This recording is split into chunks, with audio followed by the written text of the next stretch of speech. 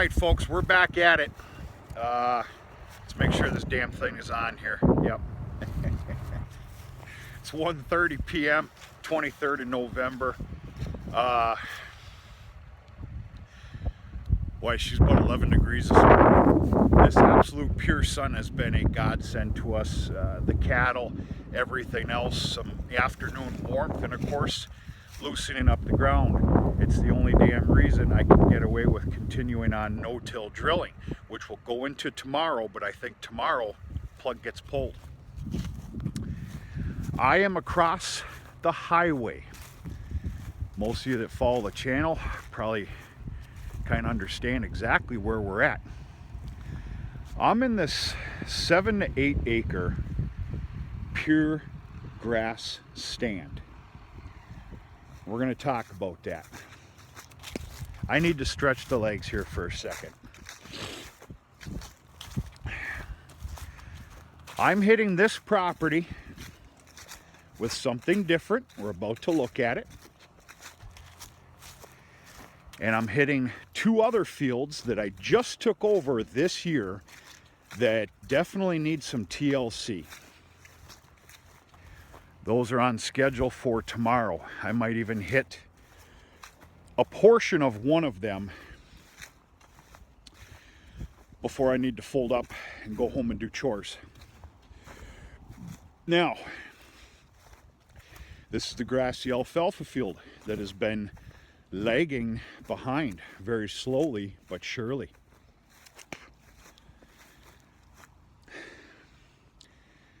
I'm not touching this, with the exception of a healthy fertilizer program this year, and harvesting dry matter off of here in the year 2022. This grassy alfalfa field is then going to be flooded with cow manure all through the fall, winter, and into the spring for 2023. Moldboard plowed. Yes, I said that correctly. Moldboard plowed in the spring of 2023. This is 2023's corn crop for corn silage. This is about 16 acres. I haven't figured out everything yet, but I'm dialing in what I call my crop report for 2022, with emphasis on 2023. In fact, I'm staying true to my word with the every other year process. Corn silage 1 year, heavy emphasis into it.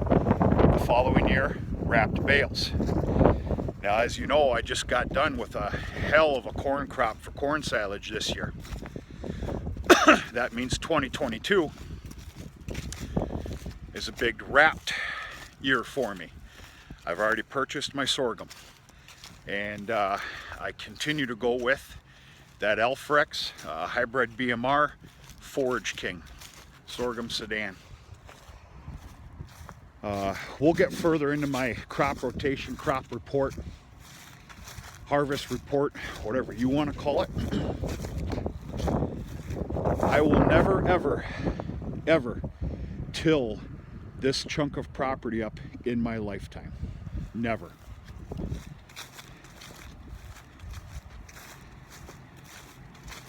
The rocks in here beat anything anybody watching has got. I wish they were worth a dime a piece. Hell, nickel. Oh, all right. Slow down here, Ben. All right, so what the hell are we putting in this field?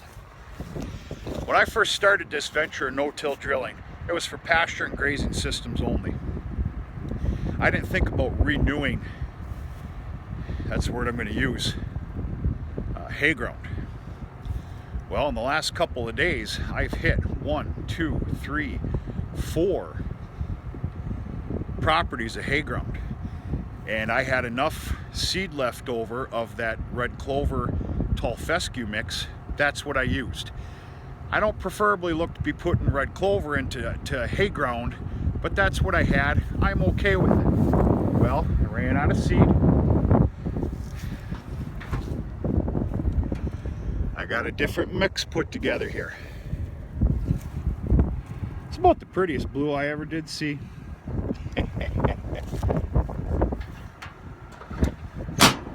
We'll talk about it.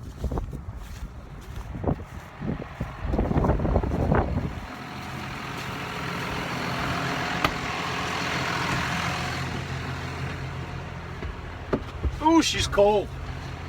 Well, it's not too bad. It's that wind.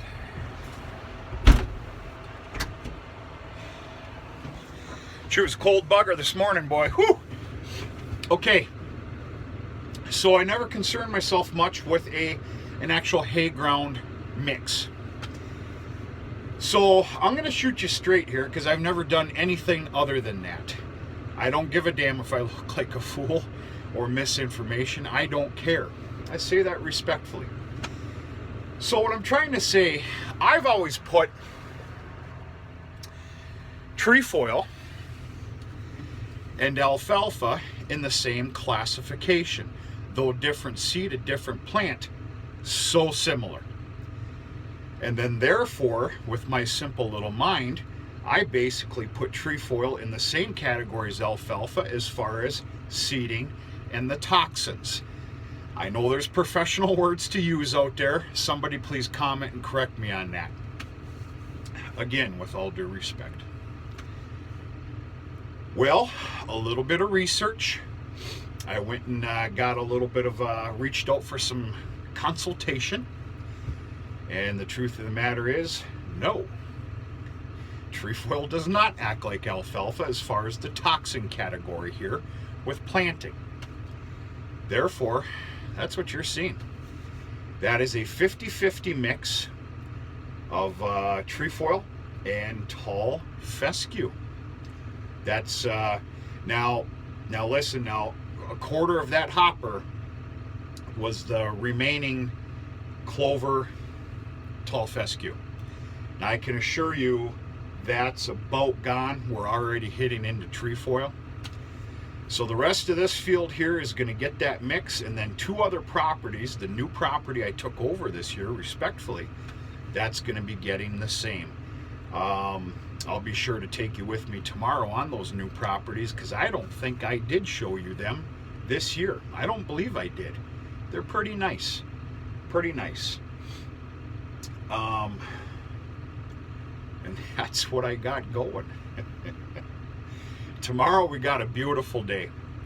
It's lock, stock, and barrel on this tomorrow. In fact, I guarantee you I can start by at least 10 a.m. Let that sun get up, warm things up just a little bit. We've got probably the last beautiful day, I'll call it, of the year. So it's tomorrow and bust. So we'll go from there.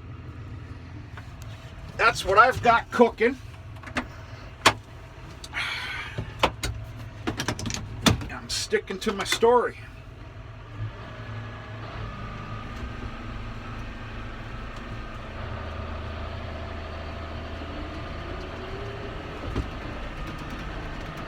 So yeah, I've been allowing myself to think about my crop program for the next year, which you also have to think about the following. I'm speaking the obvious. And we're right on target to what my game plan was. There will be no corn planted for corn silage or shelling next year, year 2022. It's going to be a heavy wrapped year. All first crop alfalfa, the hopeful two crops, good crops of that sorghum Sudan, and of course late spring we'll be going after that rye. What does that mean? That could mean 700 bales. I'm just shooting from the hip right now. So once I do this little loop-de-loo and little turn here, I'm going to talk about some heartbreaks that's going to come about this on this land. Give me 2 seconds though.